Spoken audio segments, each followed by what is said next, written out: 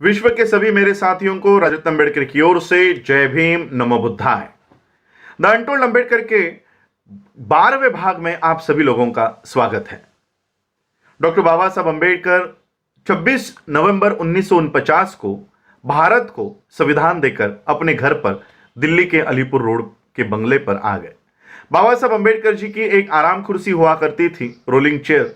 उसके ऊपर बाबा साहब अम्बेडकर बैठे, अपनी आंखें बंद कर ली और थोड़ी ही देर में बाबा साहब अम्बेडकर जी के आंखों से आंसू बहने लग गए। बगल में डॉक्टर बाबा साहब अम्बेडकर जी के सचिव शंकरानंद शास्त्री खड़े थे। शास्त्री जी ने देखा कि बाबा साहब अम्बेडकर रो रहे हैं। अब बाबा साहब को कैसे उठाऊं और कैसे पूछूं कि आप क्यों रो रहे हो।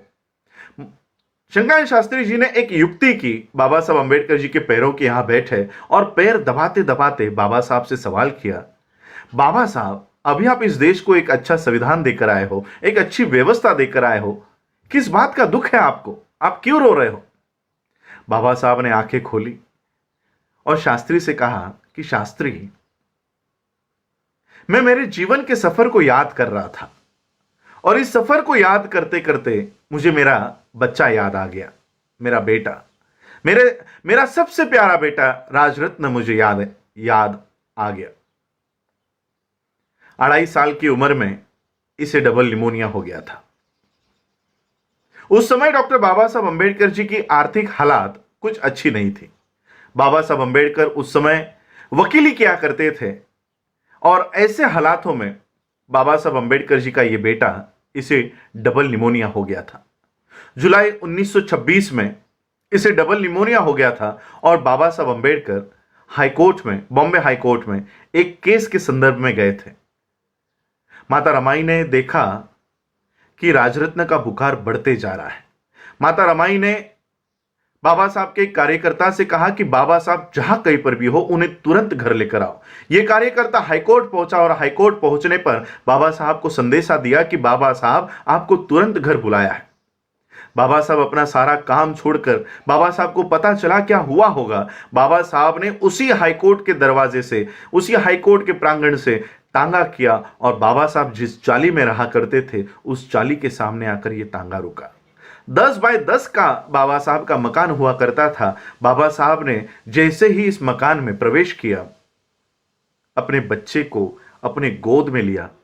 गोद में बाबा साहब अम्बेडकर इस राजरत्न को लेकर उसको खिला रहे थे और बाबा साहब अम्बेडकर जी की ही गोद में इस राजरत्न ने प्राण त्याग कर दिया।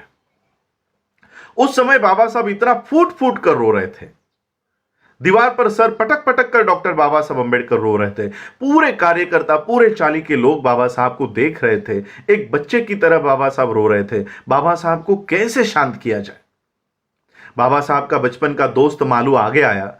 बाबा साहब को बहुत परिश्रम के बाद बाबा साहब को शांत किया।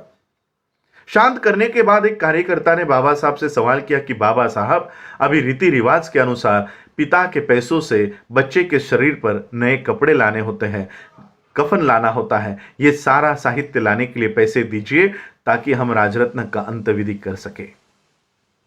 बाबा साहब के कानों पर जैसे ही ये शब्द पड़े, शांत हुए बाबा साहब फिर से फूट फूट कर रोने लग गए। बगल में माता रमाई खड़ी थी। माता रमाई को पता चल गया कि इस रोने की वजह कुछ और है। माता रमाई को पता चला कि बाबा साहब अम्बेडकर की जेब में नए कपड़े छोड़ो, कफन लाने तक के पैसे बाबा साहब के पास नहीं है।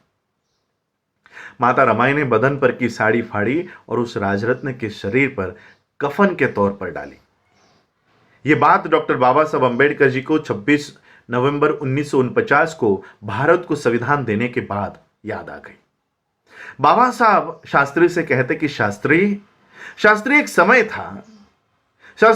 था कि मेरा बेटा, मेरा बच्चा राजरत्न इस जहां से जाते समय मैं उसके शरीर पर कफन तक डाल नहीं सका। मेरा बच्चा बिना कफन के इस जहां से चला गया। लेकिन आज मैंने इस देश को संविधान निर्माण करके दिया है और एक ऐसी व्यवस्था मैंने इस देश में कायम कर दी गई है। इस देश में ऐसी व्यवस्था मैंने कायम कर दी है कि मेरा आने वाला हर एक राजरत्न, चाहे वो हिंदुओं का हो, चाहे वो मुस्लिम हो, चाहे वो क्रिश्चियन हो, चाहे वो जैन हो, चाहे वो बौद्ध हो, इस देश में पैदा होने वाला हर एक राजरत्न ये सूट बूट टाई कोट में जन्म लेगा, ऐसी व्यवस्था मैंने इस देश को दे दी है। और बाबा साहब ने ये बात 26 नवंबर 1949 को संविधान देने के बाद कही। और बाबा साहब का संविधान इस देश में सभी लोगों को, सभी वर्ग के लोगों को, सभी जाति, सभी धर्म के लोगों को अपनी प्रगति करने का एक मौका देती है और सूट बूट टाई कोट में लाने की व्यवस्था करती है। ये बाबा साहब अम्बेडकर जी का संविधान देने के बाद बाबा साहब को ये बात बाबा साहब ने शंकराचार्य शास्त्री से कही। आप लोगों ने मुझे सुना, उसके लिए आभार, धन्यवाद। जय भीम, जय भारत, जय बुद्ध।